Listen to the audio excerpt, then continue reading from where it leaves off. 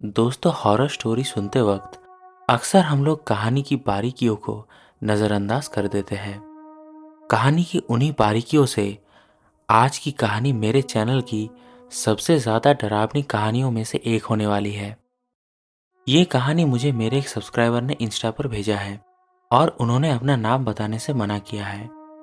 तो आगे की कहानी मैं आपको एक काल्पनिक नाम लेकर सुनाऊंगा। ये बात है लगभग 3-4 साल पहले की, जब हम लोग उत्तराखंड मेरे चाचा के घर गए थे। मेरे चाचा का घर उत्तराखंड में पहाड़ों के बीच था और आसपास का इलाका जंगलों से घिरा हुआ था। रात को इतना सन्नाटा पसर करता था कि अपनी सांस भी सुनाई दे। मेरे चाचा के घर हम लोग पूरी फैमिली गए थे। शुरू के 2-3 दिन तो नॉर्मल थे। मेरी मम्मी और हम सब लोग खुश थे और सब कुछ ठीक था। लेकिन चौथे दिन से मेरे मम्मी के साथ कुछ अजीब बातें होने लगी। मेरे चाचा के घर में बाथरूम घर से बाहर एक अलग साइड में था और एक नैरो कॉरिडोर को क्रॉस करके बाथरूम जाना पड़ता था।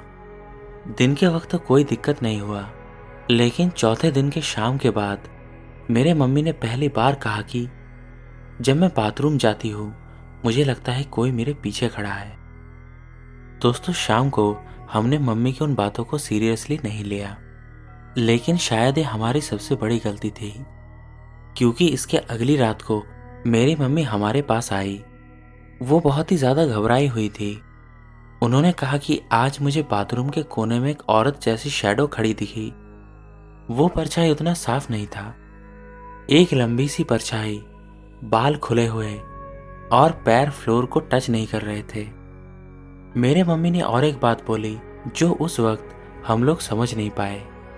उन्होंने कहा कि वो परछाई मुझे देख नहीं रही थी, वो मुझे सूंघ रही थी। दोस्तों, उस दिन के बाद से माँ का बिहेवियर चेंज होने लगा। वो बिना वजह गुस्सा करती, कभी चुप बैठ जाती और कभी कभी मुझे ऐसे घूर के देखती जैसे कि वो मुझे पहचानती ही नहीं। अक्सर रात को उनकी नींद टूट जाती और वो उठकर बाथरूम की तरफ चल पड़ती। एक रात मैंने देखा कि माँ कॉरिडोर में नंगे पैर खड़ी थी। फ्लोर बहुत ही ज़्यादा ठंडा था, पर उन्हें कोई फर्क नहीं पड़ रहा था। दोस्तों, आपको तो पता ही है कि उत्तराखंड में कितनी ज़्यादा ठंड होती है। ठंड में उन्हें ऐसा खड़े हुए देख के मैंने पूछा कि मम्मी। मेरे इस बात पे वो धीरे से बोली, शोर मत करो, वो सुन लेगी। ये सुन के मेरा दिमाग ब्लैंक हो गया। मुझे उस वक्त कुछ समझ ही नहीं आ रहा था। मैं बस वहां पर चुपचाप खड़ा था। अगली सुबह माँ ने कहा कि मुझे रात को जंगल दिखता है, पेड़, धुआं और एक औरत जो मुझे बुला रही होती है। इसके बाद दोस्तों फिर वो दिन आया जो सबसे ज्यादा खतरनाक था। शाम को हम लोग बाहर गए हुए थे और मम्मी घर पर अकेली थी।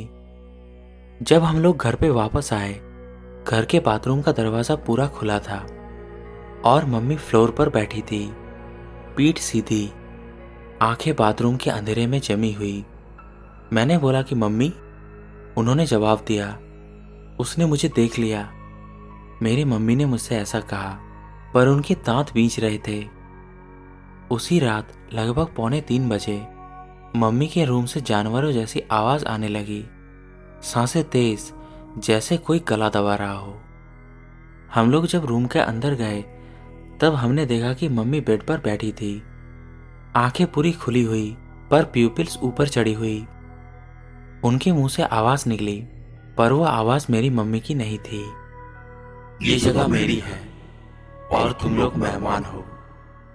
माँ के नाखून फ्लोर को स्क्रैच कर रहे थे। ये देख के मेरे चाचा ने बोला कि बस कल ही तुम लोग यहाँ से चले जाना। सुबह जब मैं मम्मी के कमरे में आया तो मैंने देखा कि मम्मी के पैर घुटनों तक मिट्टी से भरे हुए थे और वो मिट्टी कोई ऐसी वैसी मिट्टी नहीं थी, वो गीली जंगल वाली मिट्टी थी। घर वापस आने के कुछ दिन बाद भी मम्मी ठीक नहीं हुई। वो रात को उठकर बोलती, उसके पैर उल्टे हैं, कोई दीवार के अंदर से चल रहा है। यह सब देख के मेरे पापा घबरा गए और उन्होंने एक तांत्रिक को बुलाया। तांत्रिक जैसे ही हमारे घर में घुसा और मम्मी को देखा तो उसने सीधा बोला, तुम्हारी मम्मी के अंदर किसी और की आत्मा है। दोस्तों, ये बात आपको तकिया घुसी लग सकती है, लेकिन ये हमारे साथ सच में घट रही थी। तांत्रिक ने बोला, ये कोई नॉर्मल आत्मा नहीं है, ये जंगल के किसी आदिवासी औरत की आत्मा है जिसको जमीन और अंधेरा चाहिए। इसके बाद वो तांत्रिक अपना पूजा शुरू करने लगा और जैसे जैसे मंत्र आगे बढ़ा, मम्मी की बॉडी पीछे मुड़ने लगी। उनकी गर्दन एक अननेचुरल एंगल पे जाके रुक गई। उनके मुंह से हंसी निकली, बहुत स्लो, बहुत गंदी। तांत्रिक चिल्लाया, नाम बता। फिर मम्मी बोली, नाम जंगल में छोड़ आई हूं। लेकिन दोस्तों, वो मेरी मम्मी की आवाज नहीं थी। दोस्तों, इसके बाद तांत्रिक ने हमसे कहा कि इस आदिवासी औरत के आत्मा ने आपकी मम्मी को नहीं चुना, आपकी मम्मी उसे कमजोर मिली। इसके बाद तांत्रिक ने जैसे दिया जलाया, मम्मी जोर जोर से चिल्ला के बोली, वो बाथरूम मेरा रास्ता था। 3 घंटे पूजा चली और जैसे ही पूजा खत्म हुई तो मम्मी बेहोश हो गई। तांत्रिक ने जाते वक्त हमसे बोला कि ये पूरी तरह नहीं गई, बस बांधी गई है। और इसके बाद तांत्रिक ने जो बात बोली वो मुझे आज भी सोने नहीं देता।